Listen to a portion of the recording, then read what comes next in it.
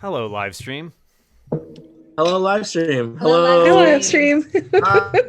This part will be edited out of the actual episode. Oh, Okay. So get all your good material out now.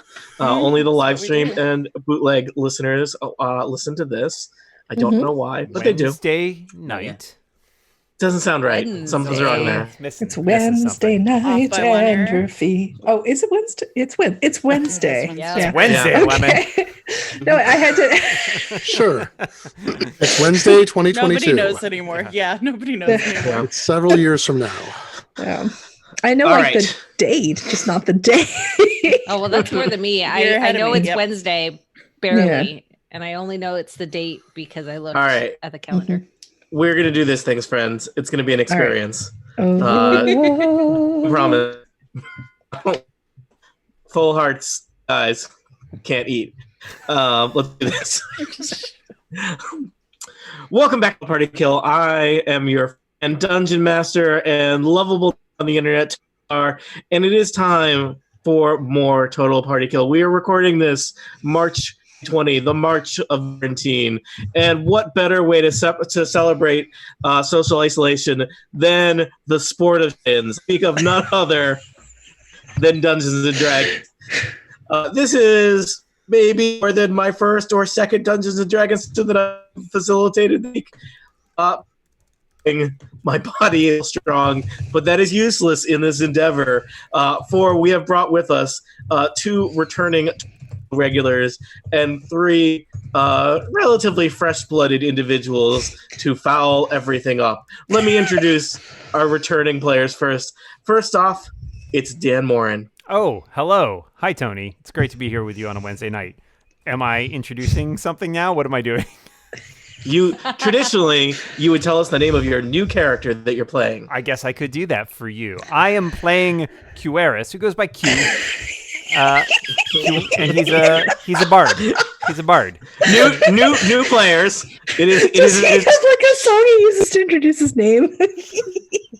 My name is Qeris. It rhymes with Maris. No one told me there would be songs.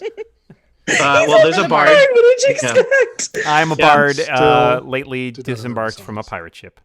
My name is Qeris. I drive a late model Toyota Yaris. That's you. You drive a late model Toyota Yaris. Yeah. All right. Well, that's one person introduced. This is going great. All the time we have. Yeah. All the time we have. Also here, it's Aline Sims. Hi, Aline. Hello. I am playing Lee, an Air Genasi monk. Sorry about that. I dropped goes in the trash, and I needed to deal with that right away. It was urgent. All right. So Aline and Dan are our regulars who you have heard on a variety of Total Party Kill adventures in the past. They are the stalwart foundation that we are building this experience around. Also, I am here. Let's introduce our three newish players. So I will introduce you, and if you could tell us your character name and maybe your background with Dungeons and Dragons, because it may have been a year or two of you. First off, God help us, it's Glenn Fleischman. That's some introduction. That is some introduction. I'm here to ruin it, as you know, with my usual elan and lack of knowledge of what I'm actually doing, and then accidentally destroying everything in the process. So I'm Karakhan the Wise, a human with raccoon tendencies, and that's about all I know. I played Dungeons and Dragons avidly. Did I introduce my character more? I don't know. Is that enough? Okay. All right. I played Dungeons and Dragons avidly and extensively 40 years ago, so we're doing great. I'm going to do great. Everything's the same. But I have an assistant nothing's here. changed. I have an assistant here. I should do the Kids of the Hall thing. It's an audio podcast. Every spellcaster should have an assistant. I feel like that's right. True. I have a D&D, an experienced dungeon master at my side who is going to help guide me through this. If Glenn wins, he's cheating. That's what I'm saying. Also here, it's Kathy Campbell. Hi, Kathy. This is not your first Total Party Kill experience, but your first experience with Dungeon Master. So yes, thank you. I have also played D&D in real life, I guess. Whatever that this means. A simulation? Is this fake Not life? sure at this state in life and in the world. So I'm here with my multitudes of unicorns to hopefully help me roll some good dice counts. We'll see how that goes. I am playing Thamia, who is a Goliath fighter. Mm-hmm. And for those of you, perhaps some of our new players aren't Goliath. A Goliath is sometimes known as a half giant, so they're pretty big. And like Hagrid. Okay. Yes. Yeah. Oh, okay. All right. They're whoa. Totally legally distinct.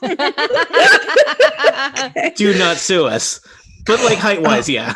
Oh, Yeah. okay. It's the non-licensed version of Yeah. Yes. Okay. The store brand. We have filed serial numbers off this. And last but not least, one of my favorite incomparable panelists, Lisa Schmeiser. Hi, Lisa. Welcome to Total Party Kill. How were you tricked into? Hi. I was supposed to play as a cave person last summer and had a work deadline that crept up and then exploded and couldn't do it. So when Tony offered me the chance to come back and redeem myself, I said yes. I am playing Gwendiel, the human cleric. Gwendiel is absent-minded and tends to, if an orc is charging her, she'll probably stop and like study the armor to see if she can figure out from whence it came, as opposed to ducking. And the last time I played Dungeons and Dragons was during, I think, the first Bush administration. I was like, it's going to be defined by a presidential administration, Lisa. Yes, yes. I know who you are. Yes, so it's been a while. I look forward to being the horrible warning that people learn by, rather than any sort of good example. It's all good. Our listeners enjoy hearing new people work through D&D. Because some of them are aspiring to play D&D themselves, and what is this podcast if not a terrifying enabler for people to pick up bad habits and spend too much money on media?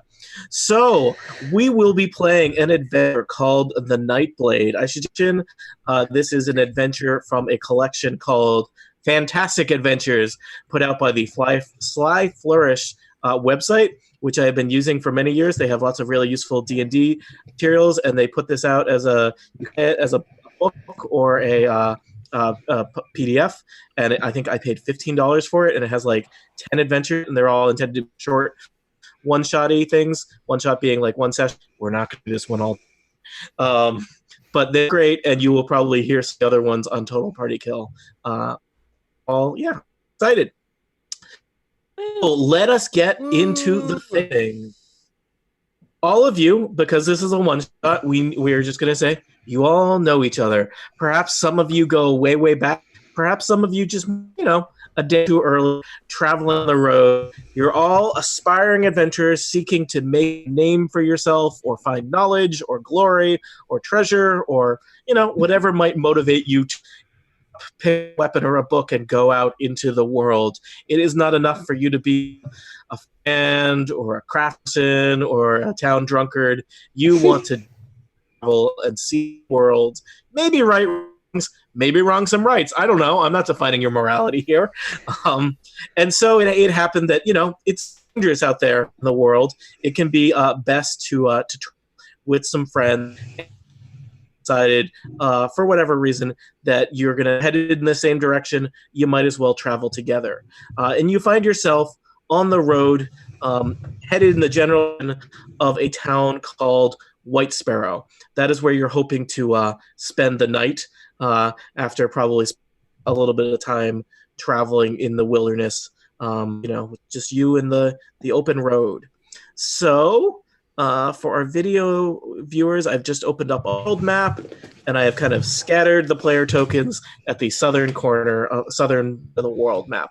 So this is the valley where the next couple of running will take place, as provided by Fantastic.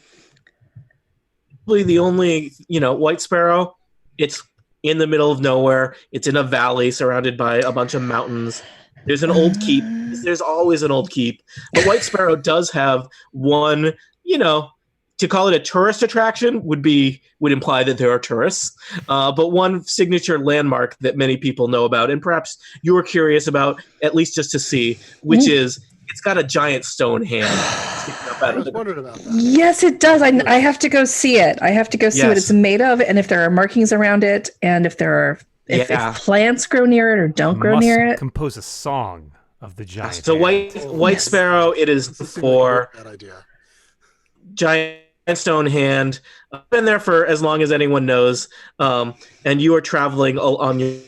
You've come down from the mountains and are headed through the forest in the direction of White Sparrow. You think you can't be more than like 2 hours or so from White Sparrow at this point, right? Hopefully you can get there in time for dinner. And as you are making your way along the forest road, you spot something perhaps unusual. There seems to be a wagon tipped over with a tree collapsed on top of it. This is the part where I try and have a wagon ready to go, and I don't. A wagon. Look at that wagon. That's That's a so- great It wagon. looks there like it any was tipped over. There's no animals nearby. The animals have all gone away. There's no pack animals leading this wagon. It just looks like a wagon. Looks like there were probably some crates in it, but they're or they're smashed up, and the wagon's sitting there. Is there any writing on the side of the wagon or any writing on the sides of the crates? I would say you'd probably have to get a lot closer to the wagon to see that. You're kind of around in the road. You saw a wagon. Let's say that wagon's a good 30 or 40 feet down the road from you. Okay. So, Do we hear, So- do we hear anything coming from the wagon? do you want to give me a perception check, Lee? 12. Oh, you don't hear anything. Seems, in fact, it's a little too quiet. No birds chirping or anything. Oh, wow. Yeah.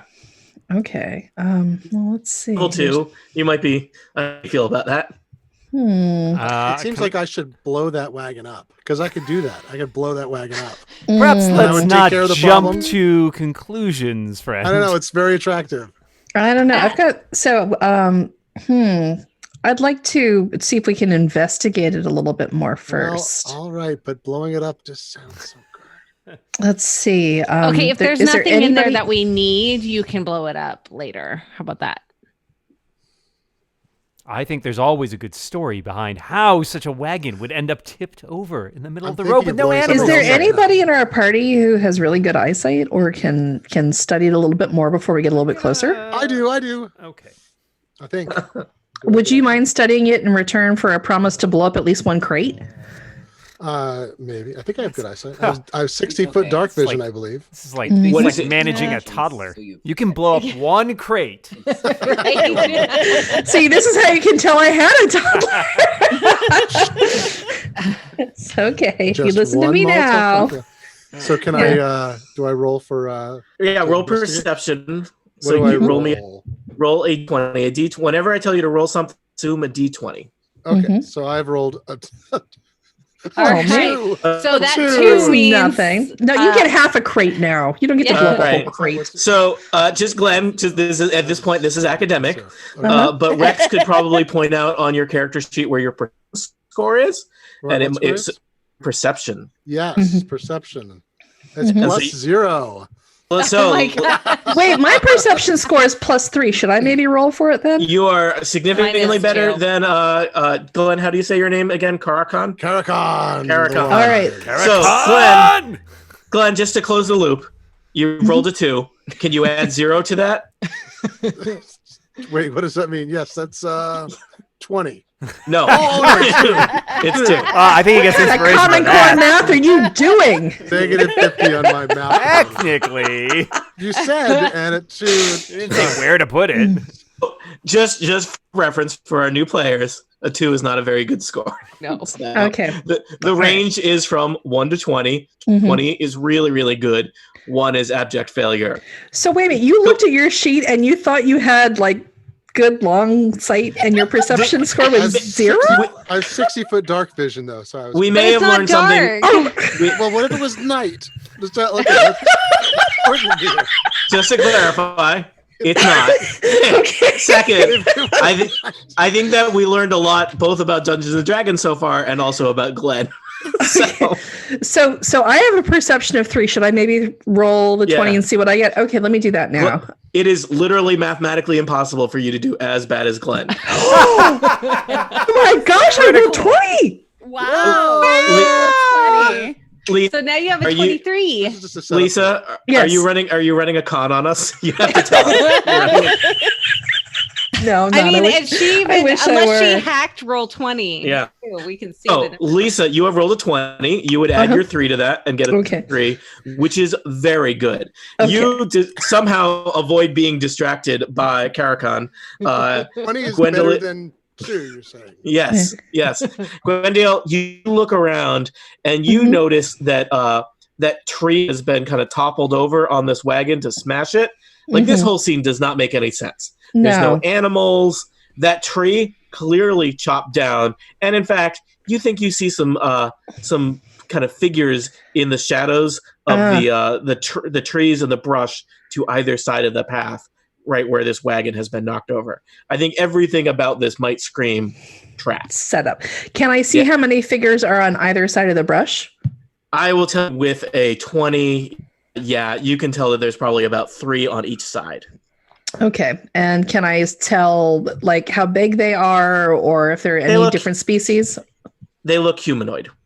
Okay, so they're humanoid. There's 3 on either side. It's extremely quiet.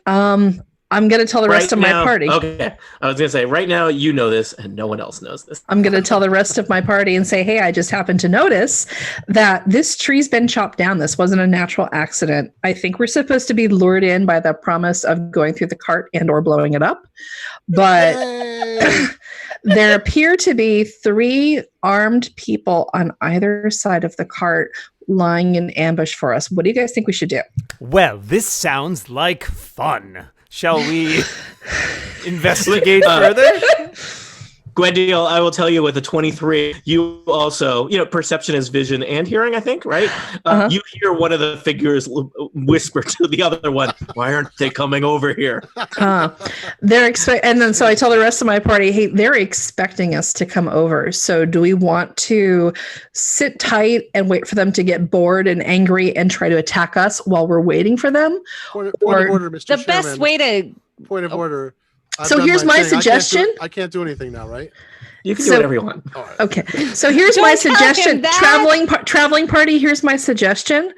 I think that we should have Cueras conduct a sing song, and we all pretend we're interested in what he's singing, and Send him out in advance. Several. No. pieces. Like we sit like in rapt attention, or we feign rapt attention, and these guys will eventually get so bored and so irritated that they'll try to rush us. But we'll be ready for them. That's my proposal. What do you guys think? I'm not really a strategist, but I read about it once in a book, and it totally worked in the great feint of Sunlight Dell. So if we have a bard, we might as well make him useful. Sunlight Dell, one of my favorite stories of all time. I think that sounds great. Huaris pulls out his instrument, which is a bagpipe. Oh no! Some say the bagpipe is the best instrument. Cueras gonna sing while he plays the bagpipe. I took bagpipe proficiency for this reason. Yes, all of you have heard a lot of bagpiping over the last couple of days. You had all blocked it out until this. I mean, I was going to say that the best way to spring a trap is to know that the trap is there, but I'm second guessing. You think the best way to spring a trap is some kind of bagpipe plan instead? Yeah. Okay. Yeah. I think it was Catal. I think it was Catal said that. Yeah. We'll lull them into a false sense of security because no one, this is No one ever attacks bagpipers. Exactly. Do you have a banjo? Maybe we could do banjo. Sadly, I can also play the pan flute and the dulcimer, but I'm not carrying either of those.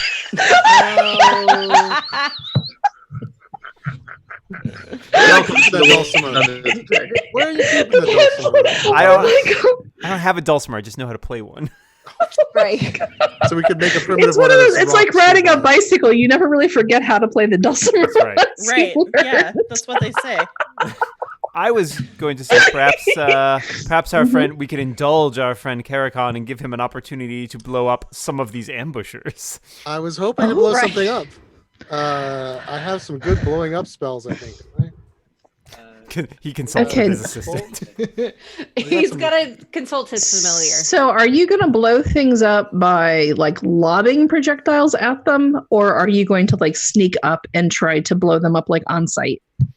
Which one do you? I got this great thing called Chaos Bolt that really fits my personality. It really does. Tie Yeah. into- Wow, that's works perfect. from 120 feet, and it's what do you think? Is it a good, Yeah, it's a good blowing up it's spell. a 2d8 effect plus 3 hit. Does that all make sense to anybody? Am I saying things? Mhm. I think you gotta choose what type it is. Oh, So I you see. would use like fire, whatever. So I could Mhm. use. All right, I could use fire, and I can Or cast think it's, it. like, Is this a fire, good idea? thunder, Mhm. Yeah, if you want to do one side and maybe I can attack the other side. I like that. I like that. Are you just, is your idea of attacking the other side that you're just going to run towards them? And, Well, and I have 2 range hand axes. Mhm. Oh. Do we, Tony? Just to be clear, can we see Just these? to be clear, and you're not still think playing that. bagpipes, right? So There's right more now than our two. right now our strategy is that that the party splits up. Half the party plays bagpipes and listens, and the other half like splits and rushes. Unorthodox strategy. Well, they'll be Dan, it writhing in sounded pain like- from the bagpipes, so that'll help. Dan, it sounded like you had a question. I was going to ask if do we have the ability? Like, can we see these people well enough to target them with spells? I would say you can't yet. So I'm your friend Gwendiel has pointed. Gwen, you know where they are and have Yeah. kind of May I make suggested the general area. But may I make a suggestion? How Mhm. about Not while you're playing the bagpipes. You can't. You can do sign language too with his. It's like Mumford and Very Sons, well. except with Yeah. bagpipes. may I sing a suggestion? Yes, please, Yes. please. I say we walk into the trap, but we'll be ready for them. Wow. And when they attack us, we'll get the drop by being readied with our actions, so that when they come out of hiding, then we target them with all our spells and effects. We can be ready. Like Gwyn said, we can be ready because we know the trap is coming. But we will pretend to spring it. So the reason I'm objecting to this is just because they will know more about the trap than we do by virtue of having said it and by having observed us. And we haven't observed them yet. So This I is worry true. that if we walk into the trap, then we don't know what strategic advantages they have. This is the risk that we might take, Oh.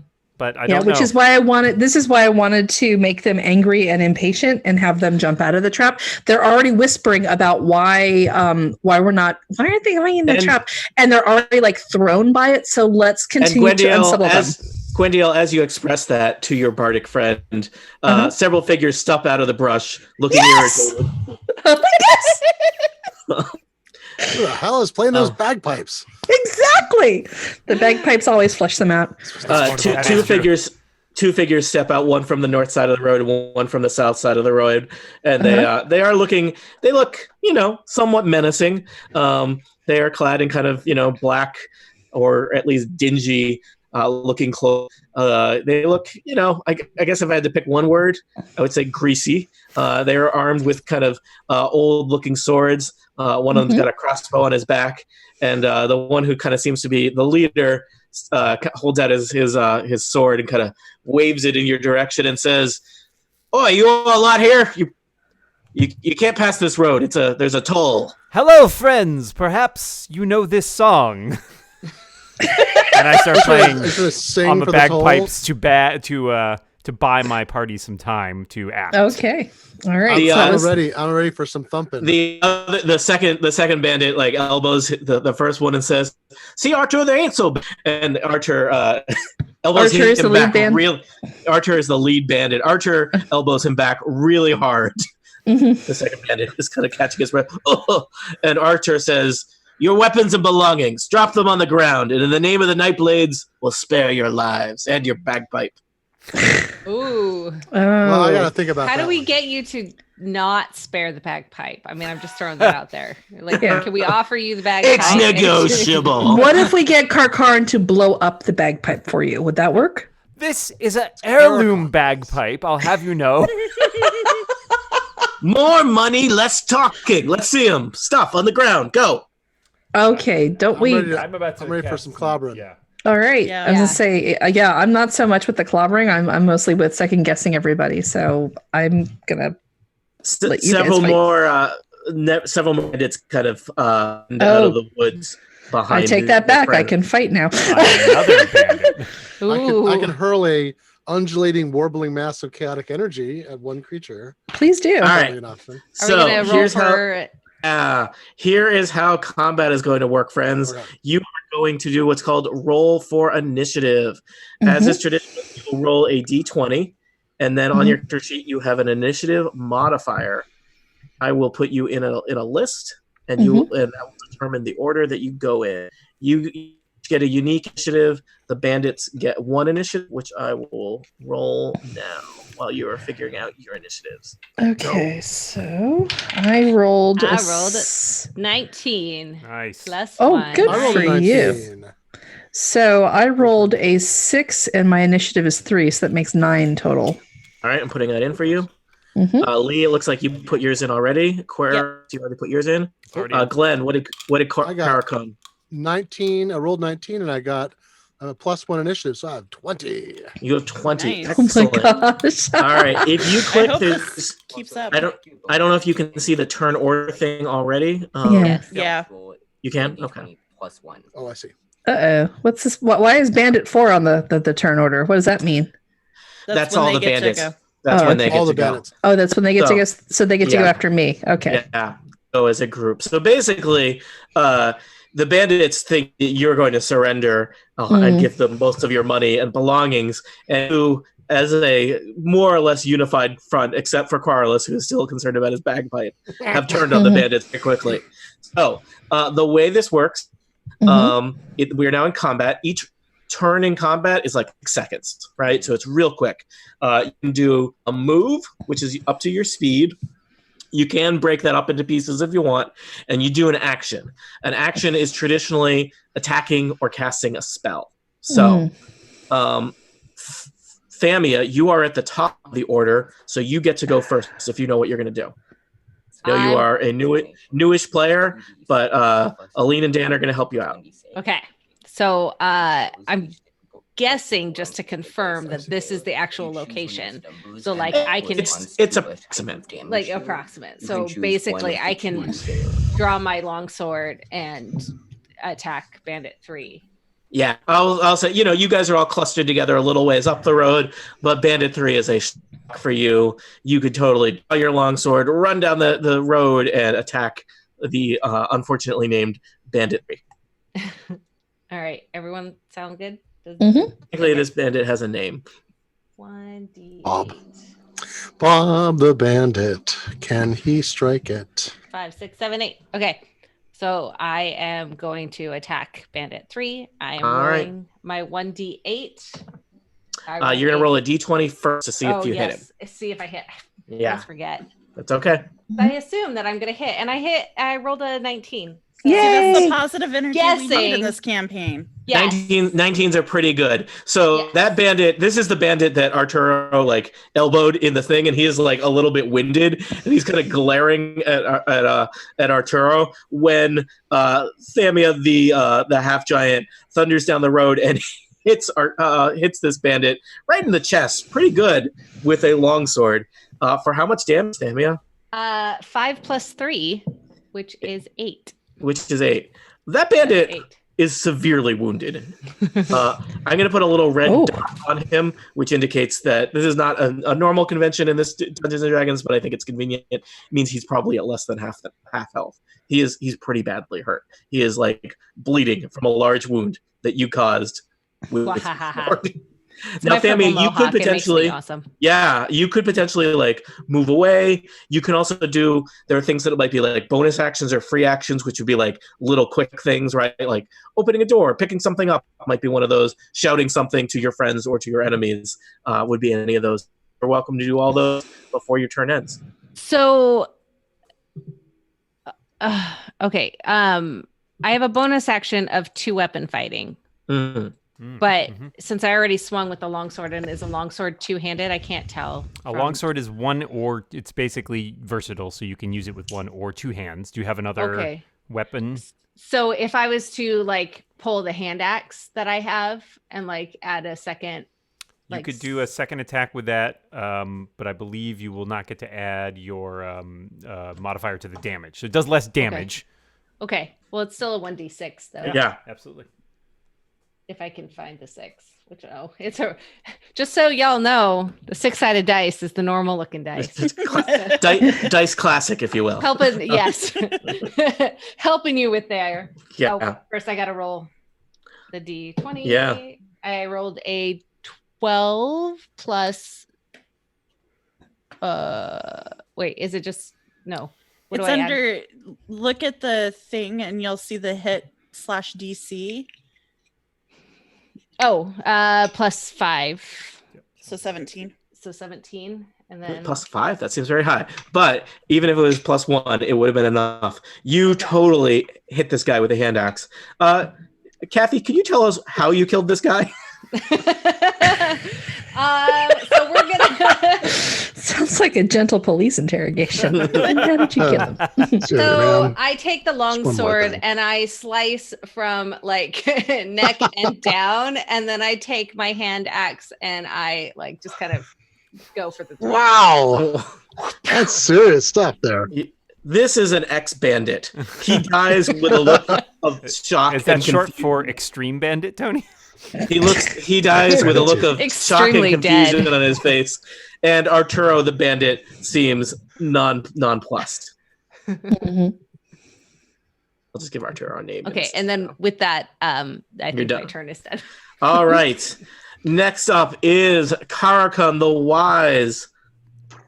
Has yet to show us wisdom, but perhaps now is the moment. Well, my wisdom is mostly in the form of blowing things up. I'm just going to confess that right now. The American I'm way. pretty smart about it. Pretty smart about it. I also like shiny objects and washing things in rivers. In Aurora Glen, there's a difference between intelligence and wisdom. So I don't understand that. So On the sheet, there's one that says intelligence and. I think he knew. I can never tell when Glenn's messing with I me. know. I'm gonna choose to be supportive for maybe the I people just- in the audience that don't know the joke. Okay. I got head. +0 intelligence, so I got that going for me. So I can move. I have a 30-foot. I can move 30 feet speed, right? So I can move. Yeah. So that's 6 squares. I want to go. Well, I'm gonna get Arturo. I'm gonna destroy this guy. I got him. Mhm. So what's my likely? And I got a spell all wrapped up and ready to go. Your spells are probably pretty good range, so you probably don't even need to get close it's to Arturo. 120 foot. It's 120 foot range. I will spell. tell you, that's a lot. Everything you could right now. I use these words carefully. Everything you could possibly want to blow up is within 120 feet of you. You simply get to decide what is that thing that you are blowing up. Arturo is going down. All right. So this is You cut I off suspect. the head, the body falls. Yeah. So now Glenn Karakan is some kind of magic user, correct? I'm a sorcerer. So we are going to learn how magic works in Dungeons and Dragons. This So- has all been magic, Tony. I feel like I'm between Karkarakan and Arturo. Should I Because worry you're- about that? No, No. no, not unless I'm. My No. bolts Well, will it go around you. depends. It depends. As a wizard, not as a wizard. That was unkind of me. How As dare a you. sorcerer, Karakan probably has a variety of spells. Well, maybe not at level 2, but he has the potential to have a variety of spells. Some which might affect an area, and some which might affect an individual. So, Karakan, what spell were you thinking of casting on I was our thinking of- bandit leader? Chaos bolt, as befits my nature and intent. Okay. I'll be honest. I don't know how Chaos Bolt works. It's Let's got a find out really together. Long description. It's an undulating, warbling mass of chaotic energy that hits one creature within range. So the key This is there. I'm One a cre- sommelier So Lady of Gaga destruction. is what you're saying. Yeah. So usually with a spell, there's two types of spells. There's spells where you roll a spell attack, and there's spells where the spell just happens and the target of the spell has to make a saving throw to see if they are going to get hit or not. I don't know what kind of spell Chaos Bolt is. Do you? This says the target says on a hit, the target takes 2d8 plus 1d6 damage. The relevant Choose sentence one is of the the one D8s. before that. Oh, what's that? Just read one sentence before the on a Oh, hit. make a ranged spell attack against the target. All right. Karakun, roll a d20 and add your spell attack modifier, which is probably +1 or +2 or +3. I would guess at your level. So I do roll d20 plus what, Rex? Glenn is typing. +3. 19. Ooh, that's good. Okay. All right. No, that's the previous one, isn't it? Or is it? Yeah, I think you rolled a 1 + 3. It looks like. Oh, I did the wrong thing here. What did I do? All right. Wait, what? What just happened? I rolled a d9. Oh, I'm sorry. I rolled 2 different die. So I rolled a die with one side. I'm confused I as rolled to a what die happened. with Wait, one you rolled- side somehow. I rolled it at once. You can't roll a die with one side. If it's one side, it's a sheet of paper. No, it's sheet of paper with two No. sides. You've just invented like a whole new field of mathematics. I hope you're happy. Let's take the d20. Can someone clarify for me? Was Glenn? Is that 19 left over from earlier, That was or was his that what you initiative. just rolled? That's That was his I'm initiative. sorry. So wait, All right. so I did So- get a 1 + 3. I'm sorry. Oh. Glenn, the bad news is you rolled what is called a critical fail. Remember when Lisa rolled a 20 and everyone was really proud of her and was like, Lisa's the best? This is just like that, but slightly different in that your Chaos Bolt goes nowhere near Arturo. It may not even go near the bandits. Does anything bad happen for a sorcerer when they roll a 1? Does anyone know, Dan? Yes, something bad. Oh yeah, you missed. So when you used you have to roll a d20, Glenn, because you used a spell that is. Wait, hold on. I'm sorry. What type of sorcerer are you? I think that's the relevant question. I'm a long tooth. Is that the right thing? I'm a No, level 2? that's your shifter What kind of sorcerer am subclass. What kind of sorcerer am I? Oh, it's you're using I- store. Wait, check your features and traits. Features and trade. Hold on, we're finding advice here. Divine magic. Divine magic. Divine magic. Okay, I don't think so. If you're a wild magic sorcerer, something bad happens. But Okay. I think you're All right. fine. So, Karakun, there's an impressive light show from your direction, but nothing happens to the bandits. That's what everyone always says. Unless you want to move, I think that's probably your turn. I think I'm back in the back, so probably in a safe position. Do you want to back up slightly from? I'm going to back up even further since I failed utterly. All right. How You far start thinking about locations back in the other direction, other towns, places. You know how you'll explain the missing people you set out with, what your cover story is, what your new name will be, etc. Hardly knew these people. Yeah, barely. So next up, Aline, I believe it is Lee, you as Lee. Lee. So Lee. I'm going to kind of try to hit Arturo, kind of thinking along the same lines as my previous actor there. And so Lee, I'm going to stumble forward. I have a quarterstaff that I'm leaning on heavily, stumbling toward who I have identified as the ringleader of this operation. Mhm. And I'm gonna try to hit them with my quarterstaff. All right. Like you see me stumble, and then like I pull my quarterstaff. I look like I'm gonna fall. Nobody knows what's happening, and then I roll an 18. Yay! That's So awesome. Arturo reaches out to help you. Aw, that's very kind. And so Or- as It's unclear, or possibly mug you. or take the quarterstaff, yeah. Yeah. So they as they do that, I just knock him in the ribs for 6 points of damage. Ugh, Arturo is not looking great. This is not how he thought his afternoon was going to go. Mm. He got a pretty light show, though, so there was that. Oh, And Pretty harmless light show. I think that is the extent of my turn. all right. Gwendil, you are kind of Okay. in the middle of the group here. Lee and Thamia have rushed up ahead to engage the bandits in close quarters combat. You're still kind of in the back, but you now have a lot of breathing room now that a certain character has retreated up the road. Just you and the bagpipe player alone in the road here. Good. What do you want to do now? I think as a cleric, you probably have a variety of tactics you could take here. I don't know any of them. The two classic ones would be hang back and cast spells, or shoot crossbow bolts, or run in and hit somebody with a mace. I would say. Yeah, my plan was to go with the crossbow, to be honest, because I noticed that although Arturo's in the front and maybe staggering around, there are two people behind him. There are. And I feel pretty confident that Thamia could probably take out the ones to the south, but I'm a little concerned about the guys from the north. So, all right, tell me, I roll the D20 first? Yep. So you're firing a crossbow bolt. That's right, crossbow aficionados. I've learned that your crossbows shoot bolts. So I whip out the crossbow. I just rolled a 3. Let's see. I have a 5 that goes with it. So that's 8 total. Okay, so it's an 8. The crossbow bolt kind of whizzes between Lee and Arturo and thunk into the side of the wagon on the thing there. Oh, that's not good. Didn't get to Arturo. Okay, it did not get to Arturo. That was your action. You could now choose to move around if you wanted, or if there's any other kind of simple things that you wanted to do as a free action or a bonus action. Oh, I'm putting myself near Thamia and Lee at this point. All right. So you want to like scamper forward and be right behind Thamia? Yeah. All right.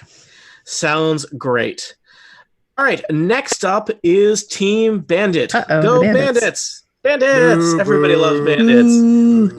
Well, the good news is you have killed 1 out of 6 bandits already. The bad news is that there are 5 bandits remaining. And there are, I believe, 5 of you is how I would count. So 2 more bandits cleanly step out of the woods behind Arturo. The other 2 are on the southern side here. So I think this one's just a step over his friend. 2 bandits are going to rush up. They have seen that Thamia is a force to be reckoned with, and so they are going to pull out their kind of old rusty metal swords and attack Thamia in hopes of taking down the tough one first. So Thamia, 2 sword attacks coming your way. You might check your armor class now, because I'm going to tell you 2 numbers, and you're going to tell me if they are anywhere near your armor class or not. So first one rolled a critical fail. He trips on the guts of his friends that Thamia cut in half. And gets kind of tangled up in that. It's unsightly. But the second one takes the long path through the underbrush and gets closer to Thamia and swings his sword. Thamia, 16 versus your armor class. I have a 19. Oh, and so you block it with the long sword. And he looks like this has never happened to him before. Look, it happens to everybody in the best of times. Sometimes that sword gets blocked. All right. What do you do about it, kiddo? On the other side of the road, the battle continues. Arturo is looking he's looking upset. He has been hit in the stomach with a quarterstaff. He did not think a piece of wood could hurt like that. And so he is turning and trying to slice a piece out of Lee. That's only an 11, Lee. Any chance that hits you? No. Yeah. So you are moving like a dancer, and he is attacking where you were seconds ago. The other 2 are not sure what to do about this person who's not armed with a sword or a crossbow. Like, what do you deal with that? And so they hang back. They don't want to get in the fray with Arturo there, because Arturo is kind of swinging wildly. So these 2, this is Bandit 3 and another bandit. They are going to ready some crossbows and fire crossbows at Lee. So Lee, crossbow bolt number 1 is a 6, which is not very intimidating. But crossbow bolt number 2, it's a critical. Somehow you are dancing, you are blocking, you are dodging sword attacks and crossbow bolts, and 1 catches you. 5 damage. 5? Yeah. Okay. Now just checking, you are level 2 characters, not the highest level. how does 5 points of damage sound to a level 2 character? That is Lee. That is you, Aline. It sounds like about a third of my health is gone. All right, so not great. Like Yeah. you don't want to do that 2 more times. No. Yeah. All right. So that was Team Bandit. Next up is my favorite bard in this adventure. Like the qualifier. So Ooh, sing your turn. Q, Sing your turn. Q slings his bagpipe over his shoulder and he draws a rapier and gives it some experimental slashes as he strolls towards the bandits singing, Arturo Bandito, you'll soon be finito. Kill me! Kill me! Not the bandits! I like that. Does he bring the rapier out of the bagpipe? That would be Yes, that's right. Yeah. Oh, One of the yes. things in It's like the a bagpipe, sword. one of It's the like one of the horns, pipes. yeah, It's one a of the dart. pipes is a sword. You guys thought cane swords were cool. They got nothing on bagpipe. Who knows what the Swords. other 4 or 5 are? bagpipe rapiers. Yes. Bagpipe Rapiers is a great band. Saw them open for the Dropkick Murphys. Yes, Oh my thank you. gosh. Oh, Dan, I was going to do the same thing. Not even the same type of joke, the same joke. Oh, Share you guys brain are way embarrassing. too You guys are in friendly. Boston and the Share Dropkick brain. Murphys did their concert. Yeah. All right. Boy, I'm gonna roll and see how badly this goes. So you Got are this, targeting Q. Q. You are targeting targeting going Arturo. right for the head of the Yeah. stake. Oh yeah, Arturo. that's what you do. That's what you do. I rolled. And, what you do. I rolled an 11. I have a +5, so that's 16. Ooh. That will hit a bandit. Roll me damage. All right. Let's see how this goes. That will be a total of 9 damage on him. Oh, that QRS, could you tell us what a blow that takes down a bandit looks like? Yeah, so actually he's sort of flourishing a little bit, but as he gets up there, like seeing that all the attention is on the sword, he suddenly just like moves just incredibly fast and just does like one little like stab just right through the heart. He's just Ugh. and then it's just he just Gotta hurt. he goes down like Gotta a hurt. sack of potatoes. Well, the 4 remaining bandits have about a second as they have like a brief interchange between all of them, communicated only through looking at each other with shifty eyes. And basically, there is a range of panic and excitement on between the various bandits. And you hear one of them kind of like it looks like he mouths the word promotion. So, Curiaris, you are standing over the slain body of Arturo the bandit. You're in the fray here, right next to 2 other bandits. Do you want to hang out here? What's your plan? I can't really move away without encouraging them to attack me. So I will. They have crossbows out, so I will say do that have they are not. crossbows. Yeah, Okay. those guys had crossbows because they didn't want to. He'll They didn't want to get up in there with Lee. Q will step back a square and then he'll do like a flourish and a bow. All right. It's unclear if anyone course. saw that. So- all right. Tham, you are next. So there are 2 bandits right up in your grill, engaged with you. That means if you tried to get away, they would potentially get to hit at you if you. But also, I feel like maybe you're pretty happy with where you are. I'm pretty content in this situation. Can you tell me which one was the one that like stumbled when they tried to attack me? Is it 4 or That would 5? be Bandit 4. Bandit Okay. 4 is currently kind of ankle deep in guts. Okay. Cool. So I'd like to add some more guts to Oh, gosh. his. Not his own guts. I mean, let's go. That's actually a good plan. It's like a DIY thing, isn't it? Yeah. Yeah. So let's actually add some of Bandit 5's guts. So I would like to. Guys, this is the worst cooking show I've ever tuned into. You're welcome. I mean, we do, Goliaths do tend to cook in a different situation. I'm making that up. I have no idea, but we're going with that. Except I rolled a 2, so I'm guessing I'm not hitting them. Yeah, I would just, as you are learning a little bit about Dungeons and Dragons, sometimes I don't bother to do the math on 2s. Yeah. No, you know? I'm not like that. No, that's a Yeah, that's so a you're low trading enough number. you're trading blows back and forth, but it's fancy sword work that you're both like blocking and parrying. Now do you still have 2-weapon fighting? Can you be using your hand axe also? Yes. So I will roll my hand. Roll for my hand axe. I rolled a 9, which is +5. Is it really +5? Yeah. Because Yeah. I assume your strength is a +3, right? Yep. Yep, and the Okay. proficiency bonus at level 2 is +2. That's pretty good. So you are like trading blows with the longsword, and the longsword is not getting through, but you manage to sneak the hand axe like under his sword and clip him. And you were going for Bandit 5 here, right? Yes. Roll me yes. some damage with that hand axe. 5 plus 3 is 8. That is a lot of damage to Bandit 5. Bandit 5, you cut a good sized gash in his side, and there is a superfluous amount of blood spraying everywhere. Oh, lovely. It's the Copious, little sprinkle copious. on top of the guts. Yeah. Yeah. All right. Yeah. End of turn. Karakun, you are next.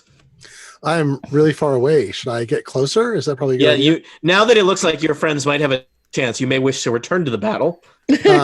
So how far can I go up to between Kawaris and Gwyndiel? I think you can get back into the battle if you need it, or remember your range on many of your spells. Your range on many of your spells is like 100 feet, so A bunch of them are 30 that I've got in my repertoire. Oh, okay. You totally have the ability to get within 30 feet of the 4 remaining bandits. Can you click on that for a second? Yeah, we're doing we're consulting on Bane. Is Oh, that a good one? Up to 3 creatures of my choice. Sorry. Just wait, Had just to wait go. on I'm tackles just and waiting. stuff. You have Doesn't to do do any damage It's or fine. anything. Oh, it doesn't do any damage. listeners, Glenn has, I- in the role of his child, basically a Dungeons and Dragons caddy, which, as far as I can tell, is a service. Yes. Yeah, 'cause as you Like I didn't have kids. I could have had a D&D assistant. Somehow the marketplace has not provided this for all of us, but it looks Give me like an the, invaluable service. Give me the 3rd level spell. Yeah. I think I can hit it from here. Sir, may I suggest Bane? What? I know what I'm Do you doing. think I should do here? What's the? I got mage armor. I realize is resistant. I got witch bolt. I don't know poison which spray. bolt. Witch bolt. Witch bolt indeed. Now I I love believe that show on Netflix. You toss a coin to your witch bolt. Witch bolt. I believe what Bane does, Dan can probably correct me, or maybe Aline. Bane basically puts kind of a punishment on all of the enemies, which might be important for ending the fight It quickly. Is that what does it does? 3 different enemies, and essentially it's the inverse of bless, which is to say every time they try to do something to us, they get penalized and have to roll a die and subtract that number. The one downside to it is they'll get a chance to save against it. So basically, you can give them bad luck for a turn, Yeah. or you could fire a witch bolt at Someone made a someone. witch joke. So, Glenn, what do you feel like? Do you want to hurt one person, or do you want to inconvenience 3 people? I think, given my previous strategy, I think maybe at this point I'm going to back That's a off generous word. Look, it was pretty lights. Bane. I think I'm going to do Bane. I think Bane. All right. That's the Can you, advisable. can you tell us how Bane works? Up to 3 creatures of your choice that you can see within range must make charisma saving throws. Whenever a target that fails this saving throw makes an attack roll or a saving throw before the spell ends, the target must roll a d4 and subtract the number rolled from the attack roll or saving throw. All right. Let me ask Glenn or Karakun. There are 4 bandits. You get to target 3 of them. Ooh. Do you want to bother targeting the wounded one, or do you want to cast Bane on the 3 healthy bandits? No, I think on the 3 healthy bandits. All right. I am going to do you said it's a charisma saving throw? It's a charisma. Each of the people have Yeah. to make charisma Saving saving throws. throw, you spell save DC is 11. Spell safety. What? Spell Save DC. Is 11. My save. So they need to get an 11 or higher. I'm going to do them okay. one at a time from kind of top to bottom. So this Okay. is, This is great. another bandit. Let me tell you, you don't get into the life of banditry with a good charisma score. So their chances of this is about 50-50. Bandit 1 gets it. Bandit 1 gets an 11. Bandit 3. What? Bandit 3 gets a 9. Bandit All 3 right. is Bandit 3 suffers a bane. I'm going to put a little symbol on him. And Bandit 4, who I don't think has actually done anything to any of you yet, mainly because tripped on guts. Bandit 4 also gets an 11. So What? sorry, that was How dare unlikely. 1 bandit is inconvenience. 2 bandits have unsettling thoughts, but get through it. Arkan, I think that's your turn. saving throws. Life in All right. 2020. All right. Lee, what is next? Okay, so I'm sorry. Does Bane give us any advantage if we hit? I Gives them apologize. a bad effect. Just a bad effect. Okay. Yeah. Okay. So I think I'm just gonna kind of stumble northward a little bit, All right. and There's it's a bandit with a crossbow who does not like that there's suddenly a monk next to him. Yep, and that is the one. I think the one directly north of where I am. Mm-hmm. Is that correct? Okay. Yeah. So I'm gonna, as I kind of step, again unsteadily toward that person. We use the term lightly. I'm gonna try to hit them with my quarterstaff. That's a 14. Yeah. All right.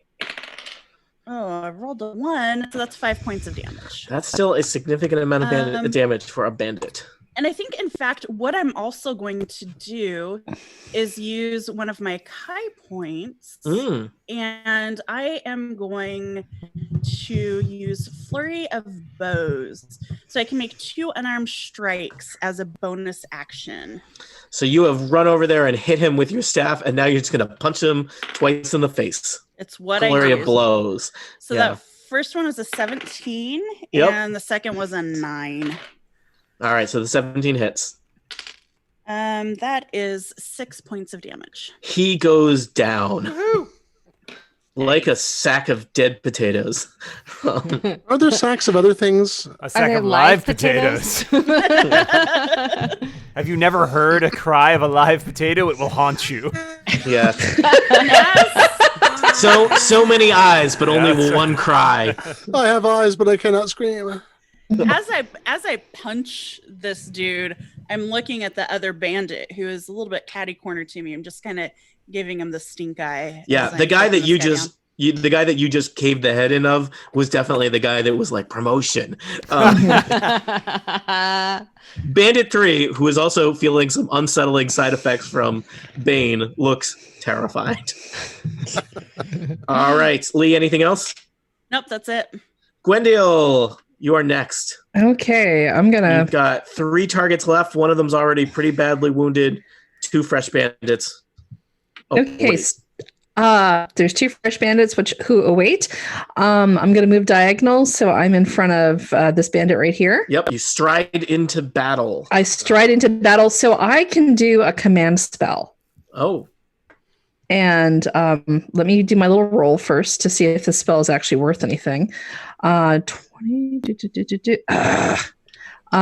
So 5 plus. Let's see. What's WIS? Is that wisdom. wisdom? Okay, so let's see. You're gonna have to walk me through the map through what I'm adding to my 5 here. Do I add the modifier, the spell attack, or the save? So you want to add. You see the numbers at the top of your character sheet. The strength, dexterity, constitution.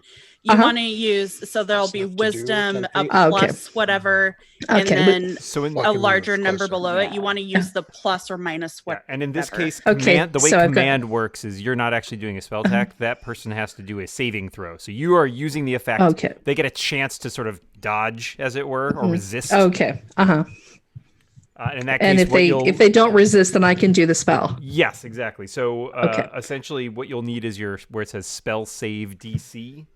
For you is probably similar to mine is 13. 13. There you go. So they got to roll better than a 13 on their wisdom.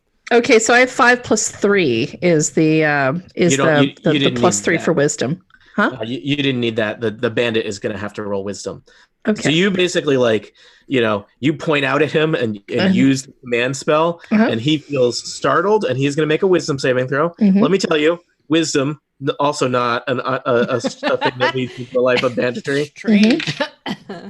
But he did better than your spell save. So no. What? Yeah. What? No. Smart Alec. He sneers at you. There goes my. I will defeat you, and I will win the glory of the Night Lord. All right, I'm ducking. If my name is not Tasty Pete. Okay, seems so the Night seems Lord. like his name is Tasty Pete. So possibly. even while I'm angry that my spell didn't work, because I was originally gonna order him to hold so we could interrogate him, but he gave us information because his name is Tasty Pete and he serves the Night Lord. Okay, Some good to know. information. Okay, that makes more sense. Then I Although run. Still not particularly. Some information may be more valuable than others. So, Oh, I don't know. I feel like this Tasty Pete thing is the key to unlocking it all. all right. That's one idea. I was sad when they didn't renew Tasty Pete on Amazon. Oh, I prefer. oh. I like Tasty Pete and Tasty Pete. Nice. Yes. So, I have all to right. touch- Reference acknowledged. La la la la. Next up is the bandits.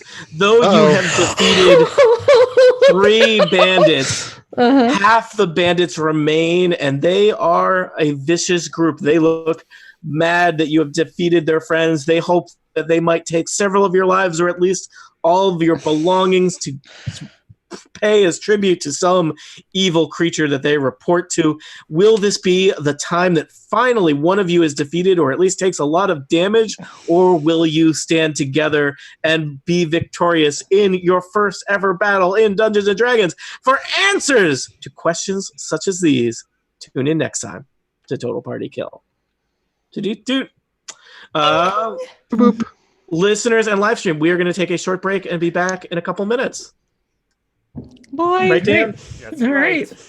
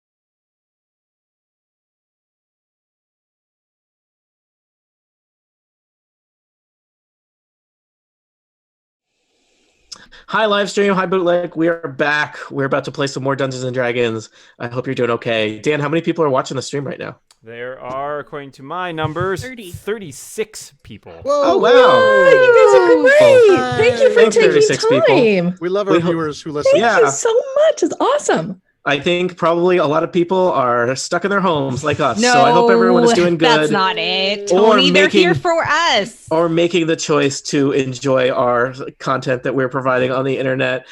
Just a required plug, you can support the Incomparable Network or the Total Party Kill podcast if you want by signing up as a member. You get some free stuff and you get the warm satisfaction of sending some money our way. Or to, maybe there's another Incomparable podcast you like a lot more than this one, and this is your reminder to support that one and really stick it to us. You could do that by going to the Memberships out of spite. Last members. I will tell you, for every member who signs up and supports Total Party Kill, I will think a mean thought about a pigeon. That is a service I am providing. Whoa. One membership, one That mean is thought. And I want to be value. clear here. I think pigeons are fine. I think they are doing the best they can with a rough situation. This is work that I am doing for you people. Tony, point of order. So, yeah. Specific pigeons? Yes, each individual pigeon. That's what I like to hear. Wow. I see a lot of pigeons in my commute when I am commuting. I was going to say, I was gonna how many pigeons are in your house, Tony? There are 0 pigeons in my house. One- And that usually, you know of. yeah, one parrot. I can't think more mean thoughts about that parrot. It'll know.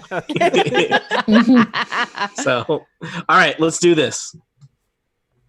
Welcome back to Total Party Kill. It's me, your dungeon master on this podcast, Tony Sindelar. Hello, nerds. We are continuing our new mini adventure. We're playing the adventure known as the Nightblade.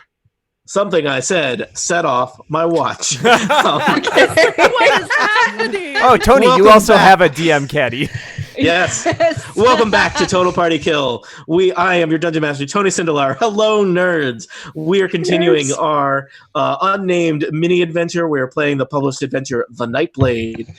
We have a mix of old and new players joining us. Allow me to introduce them in initiative order as we are joining things mid-battle. This will be quick and fast. First up, Dan Morin. Hello, I am playing Cueris, a bard.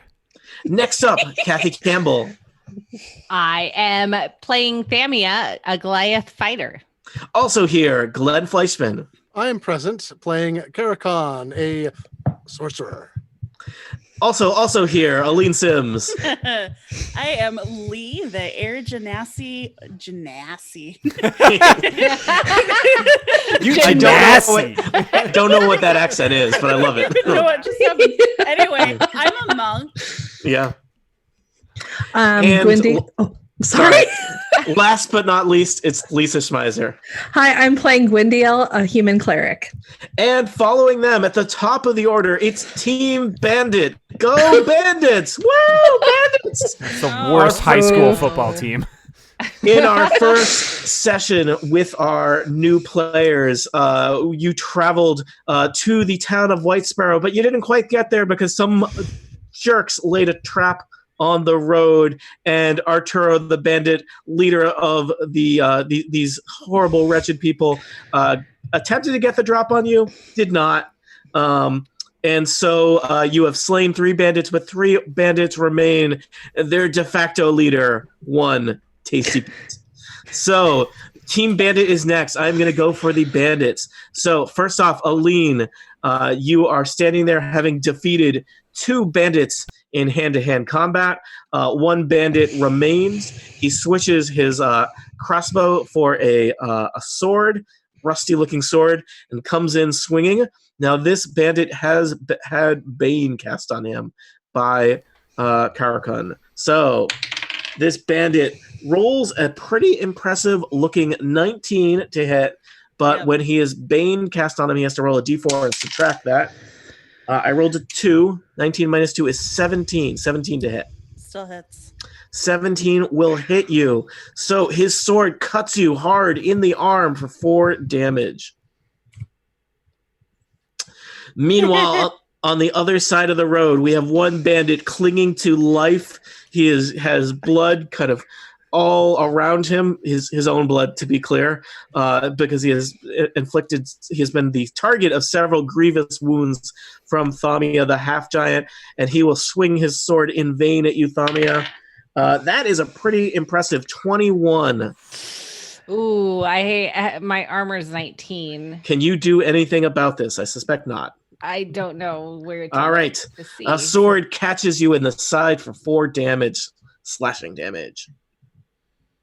Tasty Pete seems impressed that finally the tides are turned. Perhaps they have just, separated the wheat from the chaff in this bandits. Perhaps you have done him a favor by eliminating 4 damage, Thamia. Perhaps you've done a favor by eliminating the people that were just the freeloaders in the bandit group, and he is going to also attack Thamia. Slightly less impressive, 17. I think you said your armor class was 19. Mine's 19. So Clang. Boom. Yeah. Clang, clang, clang goes the armor. Tasty Pete. In keeping with the bard. Tasty Pete, not as impressive as his friends.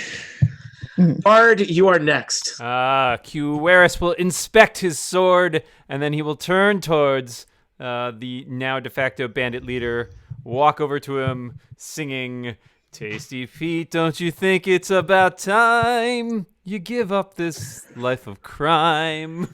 And he's doing a little dance with his sword. Oh, that's what you're out for. I had to get a prop. I had to get my prop. Tasty Pete can't be beat. And then he will stab him. He'll do the stabbing. We'll see how that goes. Rapier. That was a very impressive 2. Plus 5 is 7. The song was better than the stabbing. Oh, it so often is. Story of your life. So true. So true. All right. Well, let's move it along. Thamia, you are next. A bard is helping? Ish. We'll see. He's not actively hindering. Potentially. Depends. The So name Tasty Pete and the association with Thamia and her interest in tasty people. So just because I am a Goliath doesn't mean that I am would it be oh my gosh, I almost said you're cannabis. Not a cannibal. Yeah. You're not a cannibal if you're different. eating other species, I suppose. Yeah, is it a cannibal if it's other? I don't know. This is a comment for another time. Are you a cannibal or a cantable? Well, wait, if you're half human, is it only half cannibalism? So maybe it's like ethical carnivore. Eat the top half. It's like ethical carnivorism, carnivorous carnivore. We should submit this to Robot or Not, which is another lovely podcast on this network. And in that vein, let's. I'm going to, of course, attack Bandit 5, who doesn't have a name, and we don't care because he hit me, and that doesn't make me very happy. Technically, he has a name. I have a feeling he may die before he gets to share it. My name was. Let's see. His name is small. His name is Smaller, Less Tasty Pete. Hey, I rolled Chewy. a 14. Unsavory Pete. Yes. Plus 5 is 19. That's a murder. Nice. You're going to do a Long murder, sword, by the way. Yeah, you're going to do a murder with a long sword. Yeah. Because I'm rolling my 1d8 plus 3. And I rolled a 6. Plus 3 is 9 because I can do maths. And You have slain another bandit.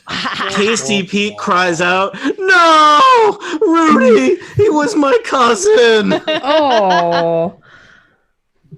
Thamia, do you want to murder any other cousins on your turn? I mean, we might as well take my hand axe. And so again, I like the neck chest like slicing thing. It's and the then Rob I can Roy move. swing around with my hand axe towards very Tasty Pete. Mm-hmm. I rolled a 12 plus 5 is 17. Thamia is a force to be reckoned with. Yes. And I'm going to roll my 1d6 plus 3. Oh, I only got 4. All right, well, you catch Tasty Pete in the side of the head for 4 hit points. He was not expecting this. He was only on the first stage of grief. He was not ready for the third stage, axe to the head. So he's got some of his blood coming out of a wound in the top of his head. He's feeling bad about that. We're making a nice pile. Yeah, you only have 2 bandits left. And, I should check. The bandit had the potential to save against being baned, and he did save. Oh. So 2 bandits left that are relatively unscathed, but What? probably pretty demoralized. Yeah. Speaking of demoralized, Karakun, you are next. How dare you? How dare you? My spell caddy has been suggesting poison spray. Okay. Poison spray? Mhm. That only works within 10 feet, but I think I'm close enough to affect Tasty Pete. Tasty Pete. Yeah. You're tenderizing Tasty Pete. Wait a now. second. Am I in the way of that poison spray? No, I can just kind of reach Okay. around you a little bit. All right. Yeah. So I go. Oh, yeah. Kiaris, is- get down. This is noxious gas that escapes my palm, which is not much different than my normal life. And The life of a freelance writer. why am I in my basement? It says the creature must succeed on a Constitution saving throw or take 1d12 poison damage. Let me tell you, Ooh. the one thing that does lead to a life of banditry and living on the road is slightly better than average constitution. I wondered, but Tasty Pete will try. Tasty Pete has rolled a critical fail. Tasty Pete is still grieving.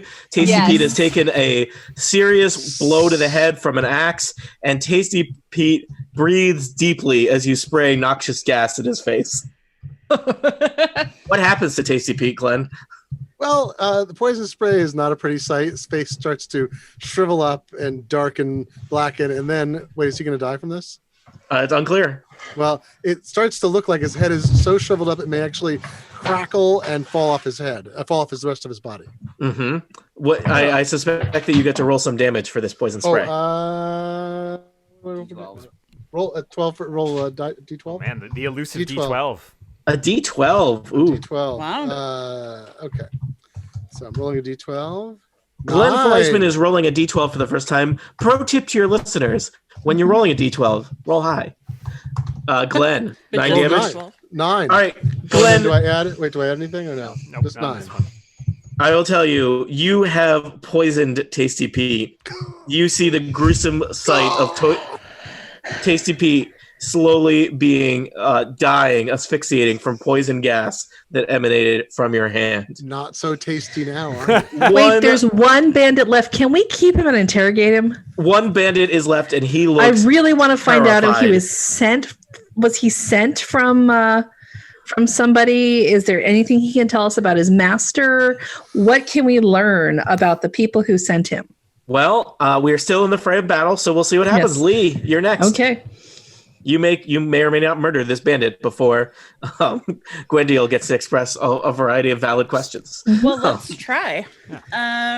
No, can I be put on the record as screaming? No, keep one alive. I have Yes. questions. I have Free action. questions. And I also say, How you know, much wood could a woodchuck chuck if a woodchuck so could a thing to chuck think wood? about, you can theoretically always choose to do non-lethal damage if it makes sense for the type of attack. It's real hard when you're like stabbing people or pouring poison gas on their face. But you know, if you're punching, Lee could choose to knock somebody out instead of Okay.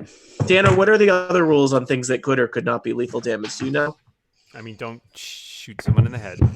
I don't Yeah. think there are any. I don't believe there are hard and fast lethal, Okay. non-lethal damage rules. I'll check. So the key thing is you just have to tell me I am choosing not Yeah, to kill usually it's just you have to sort Okay. of declare it. him. Yeah. Great. So anyway, Aline, sorry to interrupt your turn. Continue. That's okay. Please don't kill him.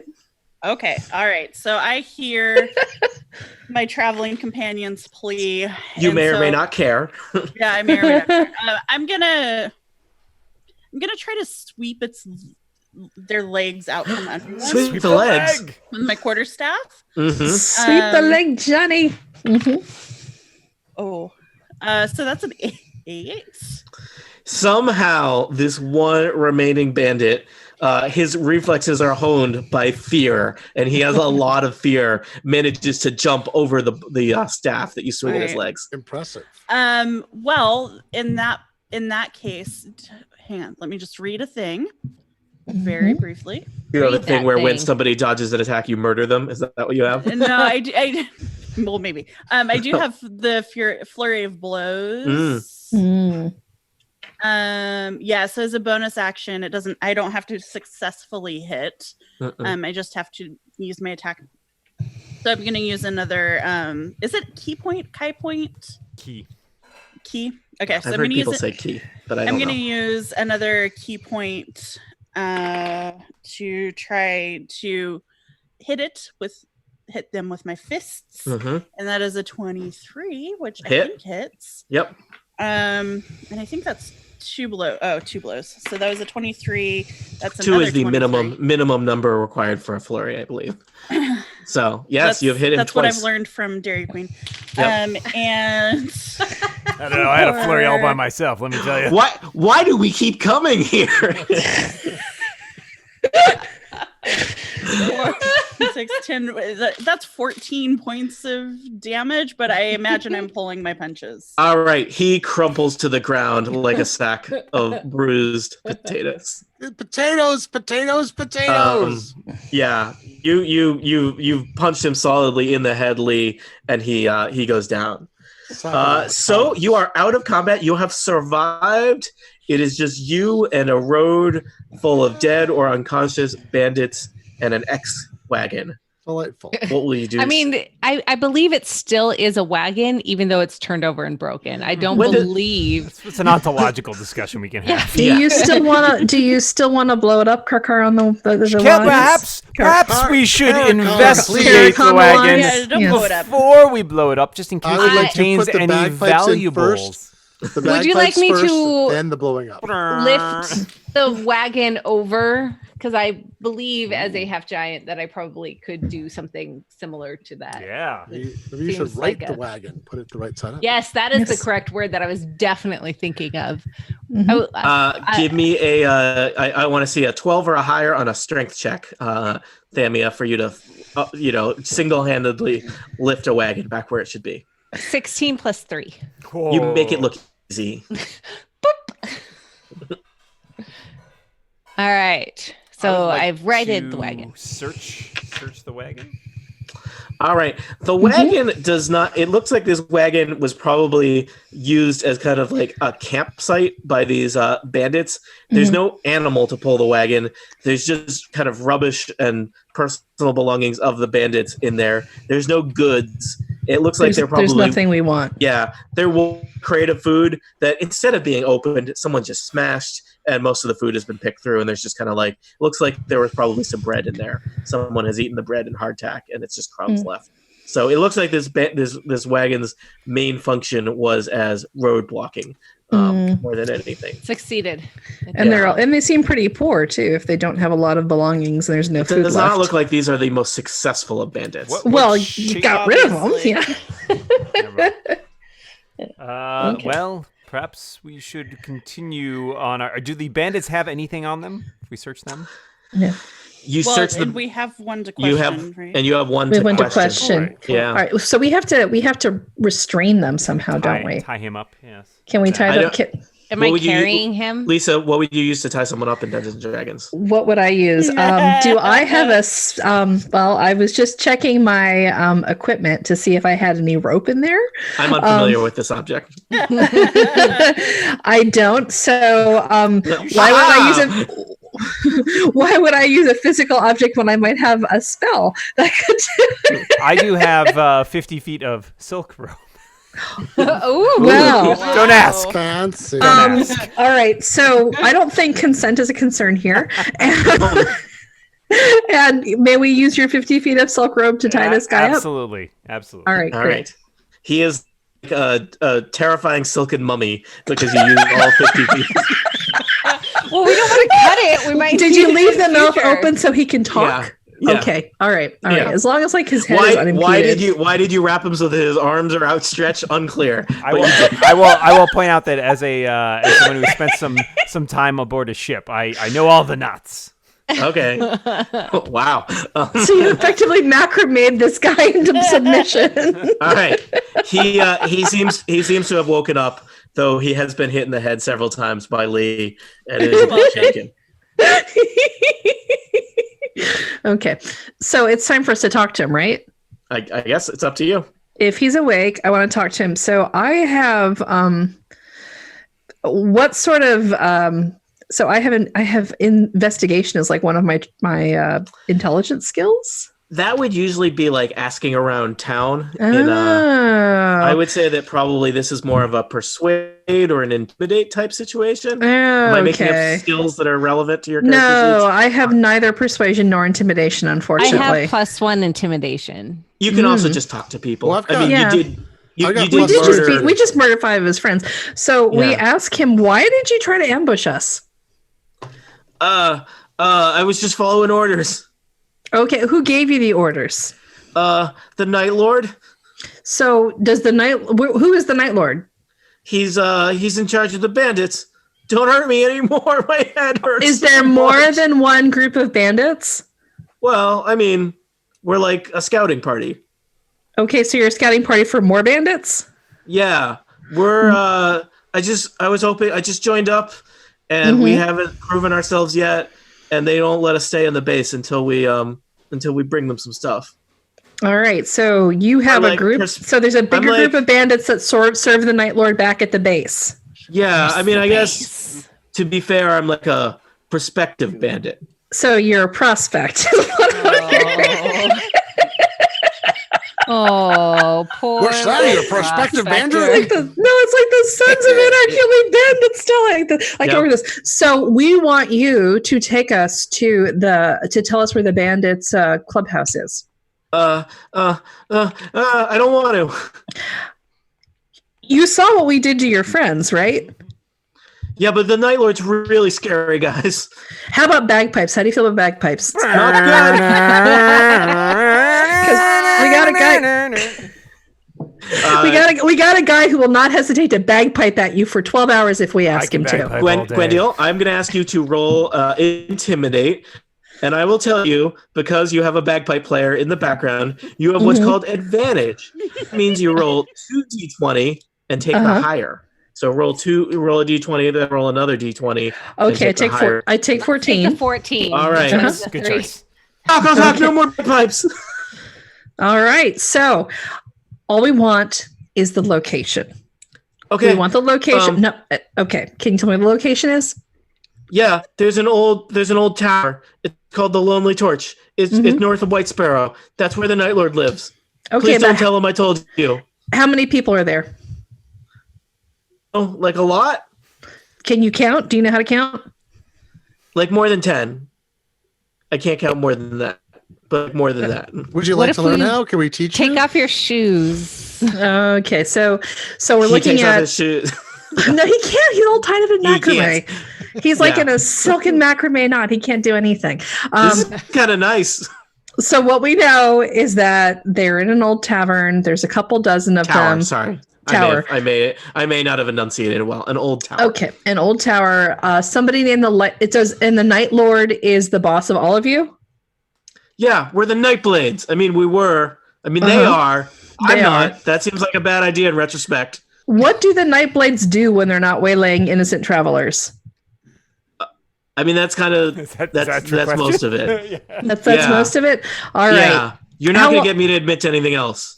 Oh man, really? Not even with the bagpipes? I know Not my even with rights. Where's my lawyer? Like a lawyer. Okay, I'm going to take a moment to Take consult. me to the night lawyer. So, I'm going to take a Night moment court. to consult. I'm going to take a moment to consult with my travel companions because they might have questions I hadn't thought of. Okay, I think I might kind of pass out. My head really hurts. Okay, we'll wake you if we need anything. Let's teach him how Okay. to count. He doesn't know how to count more than 10. I think this is Yeah, an but he opportunity. can't see them right now, That's so I don't more think of a, counting I think really that's a helps. more involved undertaking. No, I don't want to teach him how to count. It's the All he's world gonna to feel see. like a Like a baby. crime. Know this tower that we're All right. talking about? I'm pretty new in town, so I don't really know. I have history. Could I roll some history on that? Roll Yeah, history. Please do. All right. I will roll some history. I've been rolling terrible. Let's try this die. That's a 6. Yaris, you are not sure. It seems, but though it might occur to you that probably people in town would know about this tower. Perhaps we could ask around. Okay. That was a good plan. We could ask. Are there any? Oh, well, he's Does passed anyone out. else want to roll a history check or anything like that? I do. I have a +3 history. Roll, roll All history. right. That's 20-sided die or a different Yep. die. Yep. When in All right. doubt, 20-sided die. So Ooh. So I think I recall reading about a tower that was similar, but I don't remember it being near the place with the giant hand. And I would love to learn more about it because why this tower? Why this gang? Is it connected to the hand somehow? Is it a lengthy tradition? I don't know if our unconscious friend knows more. That's very catchy. Why this tower? Why this gang? I rolled to the hand. 16 to a history check. Nice. You know, Lee, I don't know if you've ever been to White Sparrow before, but maybe you've heard about it, and you feel like you heard some story about a tower and some bandits and White Sparrow, but that was like 10 years ago. There was some story, like it was one of the other, like the things that White Sparrow is known for: giant hand, something about a tower, and bandits nearby. Do we want this guy still? Because You're not gonna eat him, are you?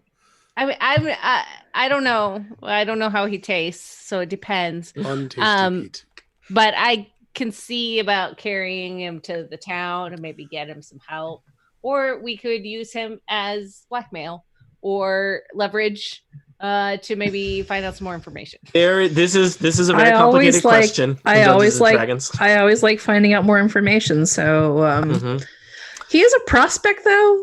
Yeah, because I don't know how much they would have. This is more of a question towards Tony to see if I'm strong enough to carry him that far, or how far. Yeah, totally. He is not that big. Perhaps perhaps White Sparrow has a local constabulary that might be interested. Yes, I just like to take a moment to shed light on Thamia asking what her friends interpreted as a legal, moral, or philosophical question, and she just intended as a carrying weight question. I'm a simple Goliath. Yeah. So, should you make your way to Thamia? Or sorry, Thamia's the person. Yes. Should you make your way over there to White Sparrow with Thamia carrying your bandit prisoner? Let's do it. All right. You leave the other bandits dying in the road, I guess. So they're dead in the road. Dead. Right? They're all dead. they're all dead. We're leaving them as a warning to the other prospects. Can I look in the wagon? Did we do that? I think We did that. It was did that. junk. We tossed the wagon? Yeah. Okay. Full of delicious hardtack. Yeah. No, it was empty, delicious. delicious Empty. hardtack.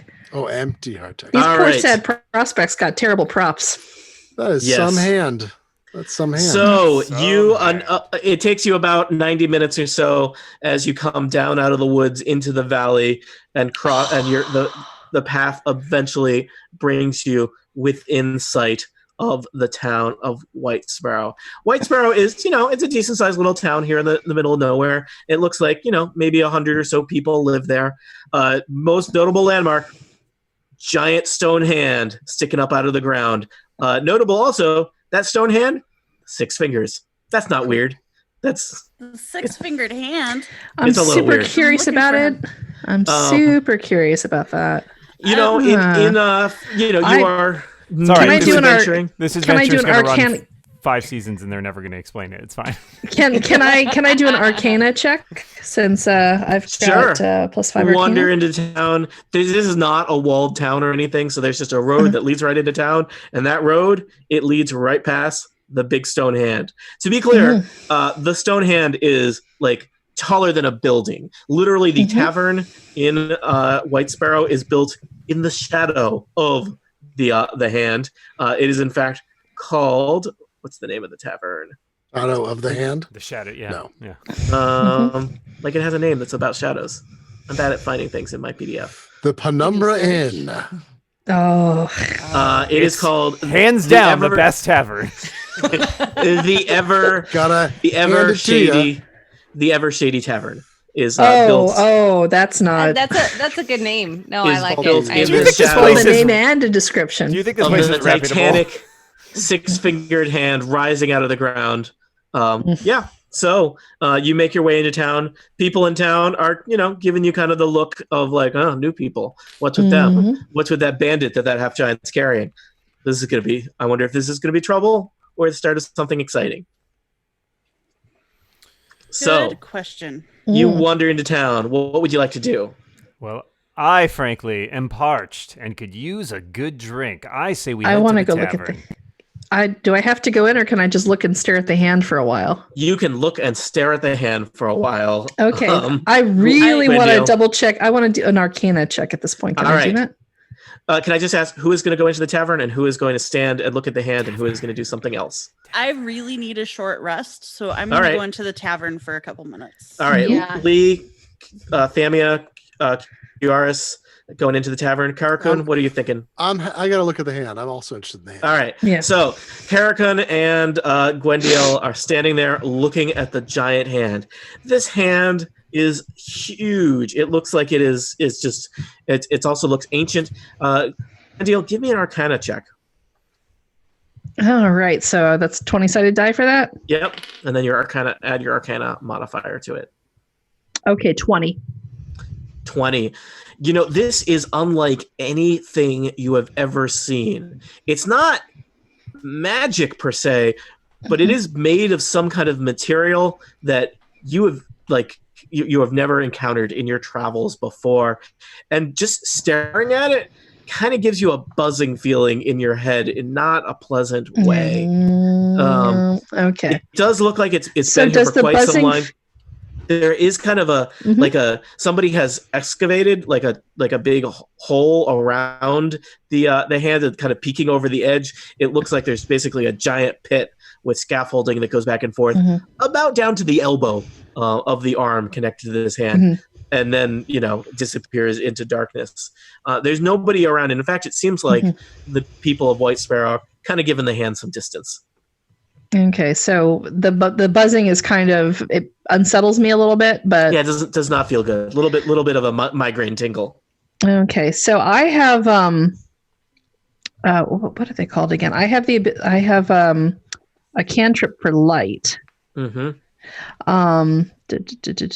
Cast at will. I'd like to get as close to the edge of the thing as possible, and then cast the cantrip for light to see if I can look down and see if there's how far down the arm goes and how big everything is. So, pro tip: you cast light on an object, and frequently it is convenient to cast light on like a rock or a coin or something, because then you can like drop that object or toss it down a pit. Cool.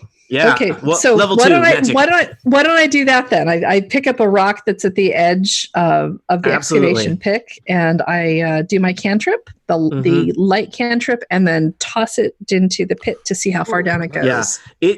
It falls for quite a ways until it does not hit anything so much as disappears into the darkness. Fades down. You think there's a good 100 feet of arm down below you. In this pit, and there's some kind of old ratty rope ladders and catwalks kind of built around the arm. It looks like as people were excavating it. Gotta ask where all the dirt went to, because I don't see any dirt piles around, so that's disturbing to me. They ate Yeah. It may be that these excavations happened a long time ago. Yeah. So or you found a small logical hole in the adventure. That never happens in Dungeons and Dragons. It's a giant 6-fingered arm made of material that even I, with my decent sized Arcana, can't ever recall having read about or seen. It also looks, for something that is presumably ancient in that this town has been built up. Looks remarkably fresh, and it looks like brand new. No looks scuff marks. No scratches. One half. No weathering. A high five statue.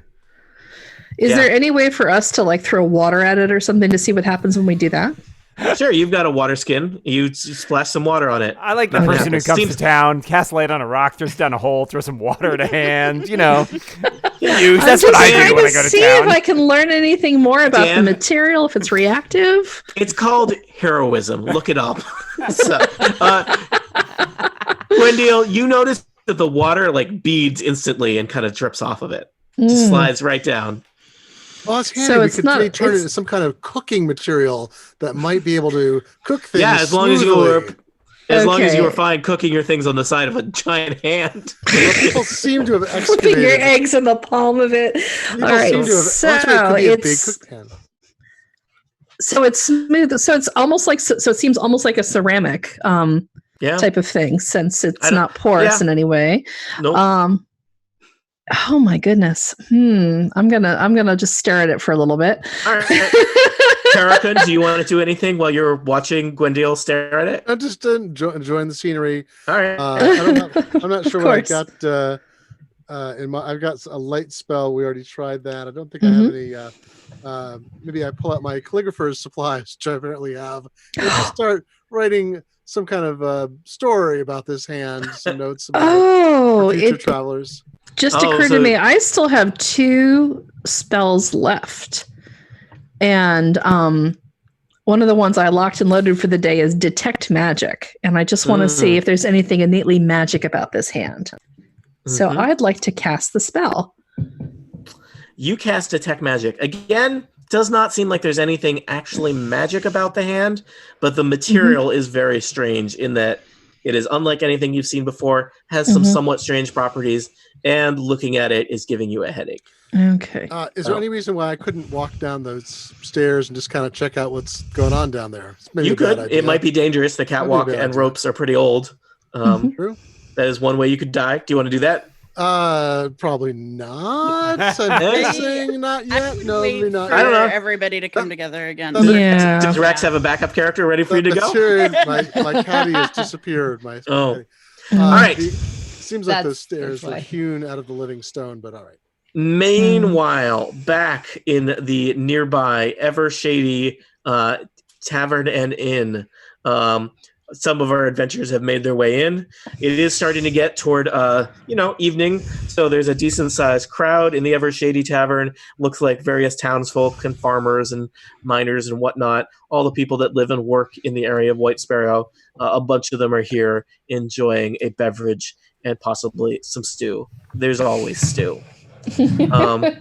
What's in the stew is the question. Yeah, so you guys are standing in the doorway, like the 3 of you and your captive.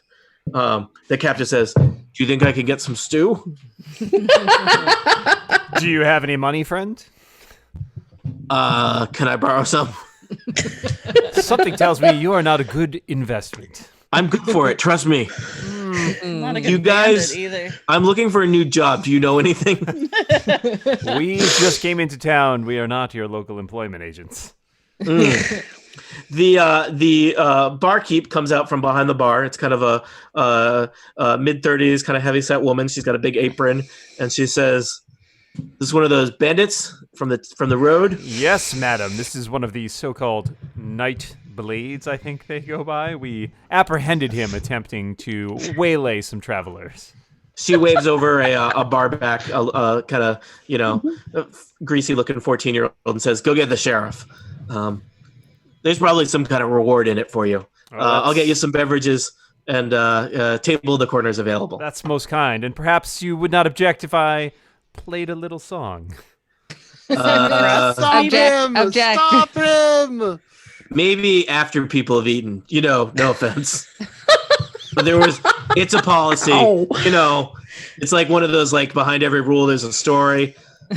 This story is a bad one. No music before food. They do have a dulcimer up on the stage, though. Oh, well. Yeah, I'm that might not be of any a interest master to you. of the dulcimer. It's a rusty dulcimer. That's a way better tavern name. And so you settle in. Some beverages and some complimentary stew arrive.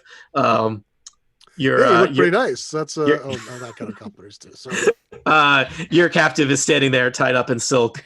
As you At least do. he's Only wearing. the best. At least he's wearing the fancy robe for dinner. Yeah. Yeah. Let's say that eventually Gwendil and Karakun join the group in the tavern for some refreshments because Yes. you had a battle. Some people took some hits. And All you that wanna- buzzing is finally in our head has Yeah. finally made us all testy and Yeah. So hungry. I have a quick question about I have a second wind short. If I take a short rest, I can regain hit points. You could Maybe totally not Tony. do that now. I'm gonna ask the rest of the people that maybe have played D&D if now would be a good time to do that, or if we're going to how do hit points. So second wind is usually something that you use in When you're in combat. trouble. Yeah. So Because it says once per short rest, you Yeah. can use a bonus action. yes, a bonus action. So it's usually in combat you're doing something to immediate. But when we're doing a short rest, so if we're taking a short rest, which is about an hour, you can spend some of your hit dice, and essentially you get to roll those. You get to add your Constitution modifier, and that gives you some hit points back. Okay. And you can spend any number, and I will say, if we all sort of get together and we're taking a little short rest there, I can also, if I do perform, you get some extra hit points. So. Oh. Yeah, I need more hit points. I'm sorry. Yeah. I could just be. I could Sorry, hum a friends. little song. I could give a little speech. Nay, play some lovely tune on the dulcimer. Yeah. I love the sound of hammers hitting. You're not in the strings. tavern yet. No, I've come. No, we came in quietly. Okay, fine. I'm sorry. Got a bowl of I have an pretzels and we're opinion. sitting down now. I know I'm only 3.5 feet tall, but I'm still. I'm just QRS will do a little. He'll just do a little beatboxing. Wait, you don't have your Just what pan you flute. want. That's right. Dan, Can you make can you improvise a pan flute with the straws that come in the drinks? Maybe. Yeah, Dan, can we hear just a little bit of beatboxing? Sorry, this sound is. All right, I'm good. This town is Quindio. This town is banned straws. It only allows. Yeah, The old things will pan flutes. All Yeah, right. each beverage comes with a pan flute. It's very wasteful. Well, no, it's like a little paper thing. I think of the turtles. Everybody should have a certain number of hit dice. The easiest way to see them in D&D Beyond is to click there's a short rest button. I think only Lee and Do we need to click that? Damn. only are people who hurt. took damage. Yeah, Yeah. at the top.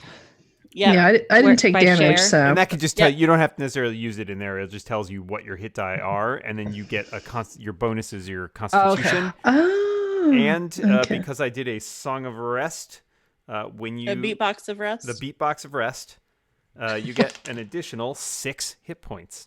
Nice. Ooh, so really, we don't need to. If I You'll only need to lost... spend a hit die in order to make it. It's basically I can Okay. give you a bonus when you spend a hit die, so you still have to Okay, spend gotcha. the hit die. So I check the box and then Yep. take Yep. short rest. Yes. Yep, and then roll whatever Mm. D&D Beyond tells you Okay. what you can roll to regain HP. Well, it's a I was- good thing that the Q's hit points were as big as they were because I rolled a 1. But your plus Constitution's probably pretty 2. good. Right? Yeah, that's right. Yeah. So I 9 got back. 3. Yeah. So we're good. Nice. so you feel a lot better. Yeah, Yes. I'm back up to max HP now. Nice. I haven't had any hit points taken away, right? Nobody hit me. No, just Nope. Do you want me to hit you before I do the song? You can- Hit me, Hit baby, him one for more 6. time. So you're healing. You're enjoying some stew and beverages. You're feeling okay. Your captive repeatedly asks for stew. And after a little bit of time, the door to the tavern clanks open, and standing in the doorway is a somewhat intimidating-looking sight. It's a middle-aged woman. She looks like she's probably in her 50s. She's wearing big, heavy boots. She's got a belt with a sword on it, an eye patch, She sounds awesome. a lot of tattoos, more scars, and she has a star-shaped badge on her vest. She stomps She over sounds amazing. to all of you. So Lee is also covered in tattoos. So when she sees someone step in, she kind of does like the little Mhm. acknowledging head nod. Give me Game some kind recognized of what? Yeah, Lee. Probably, you might be familiar, therefore, with some of the symbols in tattoos. Okay. What do you think is the most useful? What would be the most relevant check for tattoo identification? Perception? Yeah, sure. Roll perception with advantage. Okay. I rolled a 6 both times. So Okay. 8. Those tattoos look real cool. Unclear what they mean. All right. So this woman kind of stomps over to your table, to your booth, says, "I'm the sheriff. I hear you might have something for me." Yes, Yeah, dear lady, we have for you this specimen. She looks unimpressed at the sight of the bandit wrapped up in silk rope. Notice the Oh, wait. knotwork. I have. Can I do a religion check so I can see if any of her tattoos have religious symbols that we might recognize or Indeed. could come in handy? All right. So I roll. Yep. on this. I have a +5, so I will add whatever this is to. Mhm. So I just rolled an 18. Yep. Nice. So And- 23. 23, yes. You feel confident that none of those tattoos are religious in nature. No, All they're right. like what? Why is there the one of Donald Duck? What does that even mean? Why is there a Canon. pantsless? Why Oh, is guys, there we're a gonna get pantsless sued duck now. on her arm? I don't know. A Jack character Um, who seems to serve in the military. Yes, he has a strange blouse and no pants. I don't Yeah. understand. What's And why the does charge? everyone say YOLO? He With this, attacked us. Oh, with his banditry. buddies. Yeah, that's the word I was looking She for. kind of wraps the bandit on the head and says, "You one of those night blades?" And the bandit sheepishly says, "Maybe." I was a prospector. Yes. So Well, hopefully I he was with a appreciate few it. friends. Mhm. The night blades haven't caused White Sparrow any trouble yet, but it's bad for commerce. It reflects poorly on the town. We'll see that he is tried and punished appropriately, and the So customary you're bounty. familiar with the Nightblades. Well, they've that name's been popping up a little bit more these days. How has the name been popping up? Adventurers. There used to be a gang called the Nightblades about 10 years ago. Seems like they're reemerging. We don't know if it's like a tribute thing or some of the old Nightblades are coming out of hiding. A lot of wannabe Nightblades coming around causing trouble like this guy. I bet he didn't kill anybody, right? Guys, do we need to tell her we killed like 5 people, or do we keep that to her? Wait, is that a problem, do you think? So you've seen a lot of young Nightblade types, but you haven't seen any older ones, have you? Not so much. It's hard. The kids these days, they can't get a job. They don't want to work in the field. They don't want to take up a trade. They get mixed up with these Nightblades. They think it's a quick way for easy money. And then they end up like this guy. What's your name? The bandit says Dorbin. Yeah, they end up like this Dorbin, who's going to go to jail for a long time So, for good lady, banditry. good lady, you seem like you were experienced with the Nightblades Sheriff from. Ruth Willowmane at your service. Excuse me, Sheriff. I'm so sorry. But you seem to be familiar with the previous iteration of the Nightblades. Yep. Who was their leader then? Guy named Ralavaz. Went to jail. Took him in myself. Is All the other Ralavaz still Nightblades- in jail? I don't know. I think so. I mean, he went to jail for murder. They usually keep you there for a while. So we could go see him if we wanted to? Well, it's not near here. We had to send him off to the main city south of here, several days travel. But yeah. Would the jail happen to be near an old tower of any sort? Is there an old tower near here? No, you must be talking about the Lonely Torch. That was the Nightblade's old base. That's just like an hour's walk from town. All right, is that also to the south or is that to another direction? That's about an hour north. Okay, so Jail is like Ralataz. the prison. It's a prison, I should say. It's Ralataz several days travel. is several days to the south. The tower where they used to be is an hour to the north. Correct. And when did the trouble with the new iteration of these guys start up? A couple weeks ago. Just a couple weeks ago. Okay, how do we know if there was like any was there anything that happened in local history that might have set it off? Like it's the anniversary of somebody founding the town, or there was like a religious festival or anything like that? I just think they're jerks, probably. They They don't want to work for a living. They just want to prey on travelers, good people. I'll be honest, they usually don't mess with the townsfolk yet, so it's not really my business. But yeah, like this guy, 100% jerk. She knocks him upside the head. Can I ask you about that? Can I ask you about Sheriff? that? Oh, sorry. Sheriff, can we have the rope back? Yeah, that's my very finest rope, by the way. Sure. The other people eating dinner in the tavern watch the very awkward sight of you guys unwrapping a bandit from 50 feet of silken rope. The bandit then stands there sheepishly for a couple seconds. I made the knots so that you can just pull one and he spins like a... The, Like a top. got 10 bronze pieces. I don't know my what money. No, he's gonna land face up. 10 That's- copper. that's what 10 my- copper. Yeah, there you go. Yes, thank you. Copper. is the Don't word. bet 10 gold. That's a lot of money. That's like I know. $200, says. Thamia, who are you betting with? Any takers? Any takers? It doesn't. Yeah, I'm a Goliath. I like to compete with all of the things, and this is something someone- that's in the safe. Is someone typing or something? There's lots of like Or background. tapping. I think it might be Lisa. Might be tapping the like I can when she's typing I can see it, and I think okay. it's Are corresponding. you idly tapping the Like table shakily. or something? Oh, I'm sorry. I'm okay. Fidgeting. Yeah. Okay. It It's just something says, on your uh, mic. on the microphone. Yeah. Oh, All sorry. right. One of a townsperson next to you, Thamia, takes that bet and loses. You are now up 10 bronze pieces. Nice. Ooh. So Now- Sheriff now- Ruth Willowmane pulls a much more appropriate size length of rope from her belt and loops around the bandit's Judgy. wrists a couple times. Excuse She me, gives you Sheriff. kind of she maintains eye contact with Kiaris the whole time that she's tying an appropriate knot around the bandit. Is she flirting with me? What's happening? Is that an You intimidation are- check? Are you going to start like Maybe. a bagpipe ballad to woo her? Is You this what are. we're doing this? Probably not.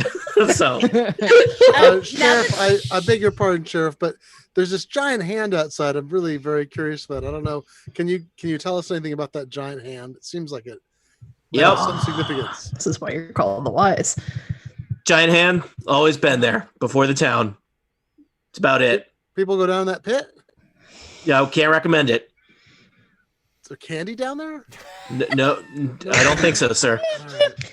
Why did people found a town next to a giant hand that is attached to what appears to be a giant arm? I couldn't tell you. Is there anybody in town who could tell us? I mean, I think that goes back quite a ways. Can't really speak much to the motivations of the people who founded the town hundreds of years ago. Is there anybody Feel- in town feels like also a a bit religious like a- order or a monk or anything like that that might be There's a- able to? There's a temple. Can't say it doesn't sound like a rude question. But what's so great about where you're from? But you don't have any hands. You don't have any No, hands. we don't, which is why we really want to know about it. So there's a temple. Is the temple near the tavern? Yeah, it's a short walk. And are there people in there right now? There's probably always a priest there. It's the Temple of Light. Probably. Well, I want to go. All right. Let me ask you, as we get toward the end of the adventure of our session, not the It's adventure. the adventure. Wow, that was really. Good job, no, oh my everybody. god, this is awesome. I love this. That's it, I'm up giant 10 hand. copper. You probably have some things that you might wish to learn about the town or about the bandits or things. You could potentially, towns are pretty safe. You could split up to cover more ground and potentially do some investigation checks if you were so inclined. So, Before we do that, now that the sheriff is closer, can I look at her tattoos again and see if I do better? yeah. Okay. That's a 19. You know what? This time the light's better. You spent some time. You've been probably awkwardly staring at them the whole time. That's what I do. Yeah. Yeah, it seems like most of the tattoos, they're pretty old. She's probably had them for a long time, and a lot of them that you kind of make out look like they're probably military themed tattoos. So probably this is someone who served as some kind of soldier. Okay. So prior to a career in law enforcement. So, all right. So let me ask, and I'll just kind of go around the room and see what do people want to do. QRS, what do you want to be doing? I would like to find out more information about the Nightblades and the tower. I'd like to. Who do you want to find that inquire- information from? I think I'll belly up to the bar and just start a conversation with some of All the right. local patrons. Why don't you roll investigation? I'll check with you in a second on how well you did. Thamia, what are you up to? I would like to know what the soup of the day is. Okay. The soup of the day is stew. Anything else? Does anybody know Stu? or is it just Rich a random- fantasy world. I think I would like to sit and eat my bowl of stew, maybe an ale or something, and just kind of view the people that are Okay. currently in the tavern. They look like just good common stock, the salt of the earth, people Are they that work for a humans? living. Mostly humans, probably a good about 70-80% human. There's a couple dwarves and half elves mixed in there. Ooh, So. I apparently like dwarves as Oh. a Goliath. I don't Interesting. I don't know if they like you. know. No, probably not. There's some bad history between dwarves and giants that I don't know if that carries over to half giants. All right, Karakon, what are you up to? Well, I'm going to go find a blacksmith or a silversmith or somebody who makes things with shiny metal and or dull metal, and ask them if they know anything about what that hand is made of, and if I can buy some, and if they have some aluminum foil I can crinkle up. So there is a smith across the street from the tavern. He is kind of getting ready to close up for the night as the sun is setting, and you come over to him, and he says, "What do you want?" Well, just I'm very interested in metal, especially shiny metal, and I don't know if you got any shiny metal. You got any shiny metal? I got iron, I got steel, I got tin. Oh, I could really use some tin, but while you're getting some tin together, I can pay for it, but I wonder if you ever cut any of that material off the hand over there. It looks like very interesting material, might be shiny. Pretty sure it's stone, friend. It's the strangest stone I've ever seen. Are you sure? Have you never taken a I don't know, whatever instrument you have in here? Is it a hammer, some kind of tongs? Hammer and tongs. Jinx. And just try can't to work say on it I a little have, bit. Traveler. It's a peculiar question you're asking. I'm a peculiar sort of fella, so I got that. I got that. I'll just have some tin if you have a chance to give me some tin. He takes out some tin snips and he cuts you some tin. Pay him a couple coppers for it or something? Yeah, offensive. Don't bother doing the math. But you can now add that you have some bits of tin to your inventory. Meanwhile, Lee, what are you up to? I want to find out more about. Actually, Q, what are you checking out? I'm just the bandits in the. He's asking around the tavern about the bandit. So I want to ask more about the pit by the hand and what happens to people who venture down. So I'm just gonna look for someone who looks friendly, buy them an ale and sit with them. Give me an investigation check. I'll come back to you in a second. Gwendil, what are you up to? I'd really like to go to that temple that the sheriff was talking about. So you head, it's a short walk from the tavern. There is the Temple of Light. It's kind of a open air, kind of circular structure. It's not really even a building so much as like a kind of like a little plaza. It doesn't have a roof, and it's got lots of kind of like stone figures. 5 ancient statues of elf men and women, including a statue depicting the goddess of light. And now I am not sure. Gwendil or Lisa, if you have chosen what kind of cleric you are, clerics worship some kind of deity that they get their power from. So I don't know if that is a deity that is in line with this Temple of Light or not. But this is a place of worship. There's an orb hanging in midair in the center of the open nave, glowing with scintillating colors. Rings of stone pews face a central fountain beneath the orb, which bubbles with warm water. There's a small circular house sitting nearby, which looks like probably the priest that maintains the temple lives there. So I am going to do an Arcana check to see if I can identify the statues and see if I know who any of them are. Sure. Okay. Actually, that's probably going to be a religion check. Oh, it's a religion check. Okay. Yep. There we go. Well, let me do that too. Yeah. Or let me do that die roll. Okay, it's a 17.